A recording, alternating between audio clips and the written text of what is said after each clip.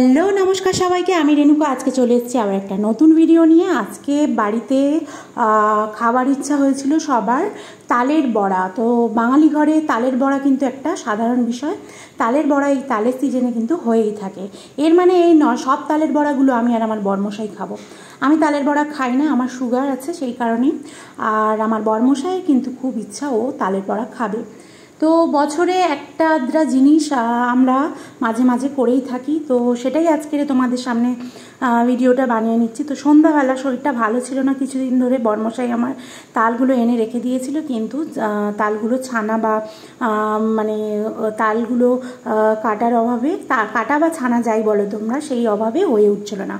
তো এখানে আমি সুজি আর চিনি ভালো করে ভিজিয়ে নিয়েছি। তারপরে আমি এর মধ্যে দিয়েছি তাল ছানাটা, তারপরে তার মধ্যে আমি দিয়েছি ময়দা। আমাদের বাড়িতে কেউ কালো জিরে বা মৌরি এগুলো কেউ খায় না, মানে তেলের পিঠের মধ্যে বা এই তালের বড়ার মধ্যে, সেই কারণে আমি কিন্তু দিইনি। সামান্য একটু নুন দিয়েছি।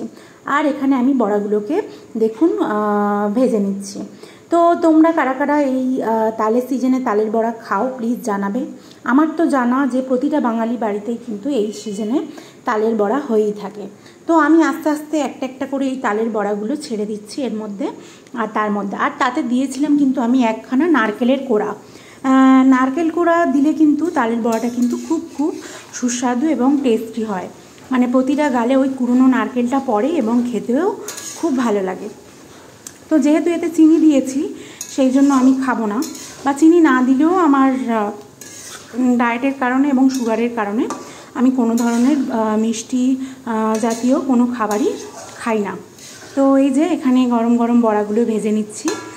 তোমরা কারা কারা এবছর এখনও তালের বড়া খাওনি প্লিজ জানিও, আর কারা কারা বাড়িতে বানিয়েছো তারাও জানিও। তো আমি এই যে তোমাদের সাথে কথা বলতে বলতে এখনও আমি তালের বড়া ভাজছি। তো অনেকটা তো মাখিয়েছি, মানে সবাই খাবে। বিশেষ করে আমার মানে শাশুড়ি মা, শ্বশুর মশাই এবং আমার দেওর যে ভাই আছে, ওরা কিন্তু সবার জন্যই আমি এই যে বানিয়েছি। আর যাদের কিছুটা দেব, তো অনেকটা বানিয়েছি। আর এই যে প্রথমে ভাজা তোলার সময় তোমাদেরকে একটা খুন্তিতে করে তুলে দেখাচ্ছি যে এরকম দেখতে হয়েছে। তো তোমাদের দিদিভাই কিন্তু পিঠে, পায়েস, পুলি সব কিছুই কিন্তু পারে। এমনটা নয় যে আমি মানে শিখে এসেছি মা বাবার বাড়ি থেকে, আমি কিছুই শিখে আসিনি। আমি যতটা পারি নিজে মানে বানানোর চেষ্টা করি, এবং আমি চেষ্টা করেছি আস্তে আস্তে পিঠে, সরু চুগলি, এসব বড়া, তারপরে দই বড়া, মানে সমস্ত কিছু আমি বানাতে পারি ভগবানের আশীর্বাদে। আমি একটা জিনিস মনে করি যে আমি জানি না বলে কিছু হয় না, আমি চেষ্টা করলেই আমি পারবো। আমার মা যে আমাকে হাতে ধরে সব কিছু শিখিয়ে বিয়ে দিয়েছেন এমনটা নয়, কিন্তু আমি কোনো কিছুতে কখনো হার মানতে শিখিনি। মানে আমার কাছে বক্তব্য হলো আমি যে জিনিসটা পারি না সেটা আমি চেষ্টা করবো। একবার খারাপ হবে, দুবার খারাপ হবে, কিন্তু আমি তার পরক্ষণেই কিন্তু পারবো।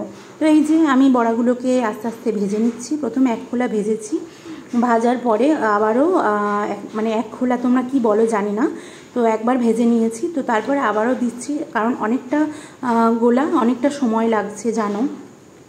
তো বড়াগুলোকে জানি না কীরকম শেপ লাগছে তোমাদের কাছে, আমি এরকমই বেশি গোল করতে পারিনি।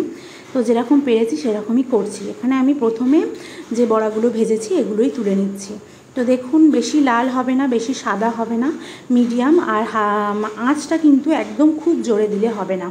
তো আমি কিন্তু রান্নি নই বা কিছু নই যে তোমাদের শেখাবো, আমি শেখাচ্ছি না, জাস্ট বলছি যে উপর দিয়ে হয়তো অনেক সময় তালের বড়া তাড়াতাড়ি লাল হয়ে যায়, কিন্তু ভিতরটা ভালো করে সিদ্ধ হয় না, নরম থাকে।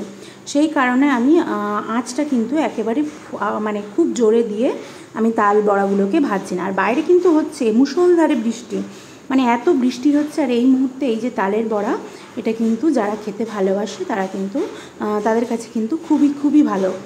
তো বড়াগুলো হয়ে গিয়েছে, প্রথমে একবার ভেজে নিয়েছি আর তোমাদেরকে এই যে দেখিয়ে নিচ্ছি। আমি তো খেতে পারবো না, সেই জন্য আমি কিছু বড়া শাশুড়ি মাকে চেক করতে নিয়ে যাব। তো তার আগে ভাবলাম আরেক খোলা মানে আর কিছুটা বড়া করার মধ্যে ছেড়ে দিই, তারপরে নিয়ে যাব। তো এই যে তোমাদেরকে দেখাতে থাকলাম এবং দেখাতে দেখাতে আমি আবার একটু নাচানাচি শুরু করলাম। তার কারণ প্রথমবার বড়া করেছি তো প্রথম সিজনে, তারপরে কিছু কিছু বড়া আমি তাড়াতাড়ি করে করার মধ্যে মানে ছেড়ে দিচ্ছি। তার কারণ নুন মিষ্টিটা ঠিকঠাক আছে কিনা বিশেষ করে শাশুড়ি মাকে চেক করাতে নিয়ে যাব, সেই জন্য আমি একটু তাড়াতাড়ি করে আবারও বড়াগুলোকে করার মধ্যে দিয়ে দিচ্ছি।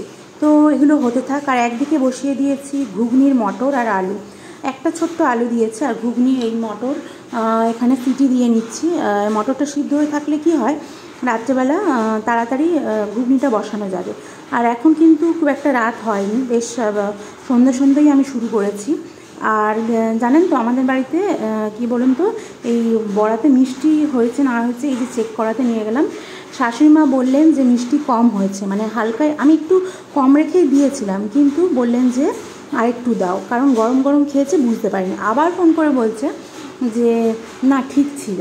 তো আমি কি করব, দিয়ে ফেলেছি আবার একটু মিষ্টি, তো দিয়ে আবারও ভালো করে মাখিয়ে নিয়েছে, তাতে আর একটুখানি ময়দা দিয়েছিলাম, নাহলে ব্যাটারটা আমার ঠিক ছিল। আসলে গরম গরম তালের বড়া যখন খাবে তখন কিন্তু মিষ্টিটা বোঝা যায় না, একটু ঠান্ডা হলে তারপরে মিষ্টিটা ভালো করে বোঝা যায়। তো এখানে আমি আবারও কিছু কিছু বড়া করার মধ্যে দিয়ে দিচ্ছি যাতে ভাজা হয়ে যায়। অনেকটা ব্যাটার তোমরা দেখতে পাচ্ছ, বড় গামলার 1 গামলা, কারণ 3টে তাল মাঝারি সাইজের 3টে তালে যতটা, এর মধ্যে জল দিইনি, শুধু সুজিটুকুনি হালকা একটুকুনি মুসমু জলে আমি ভিজিয়ে রেখেছিলাম, নইলে বড়াটা কড়া হয়ে যাবে।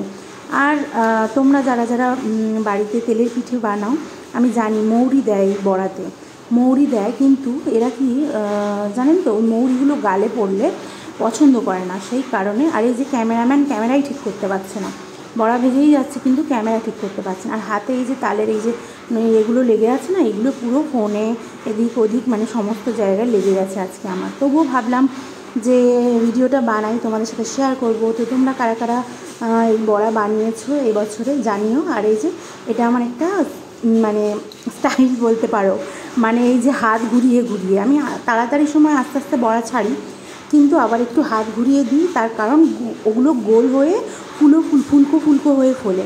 তো আজকের ভিডিওটা এই পর্যন্ত, টাটা সবাইকে, চলে এসো সবাই তালের বড়া খেতে।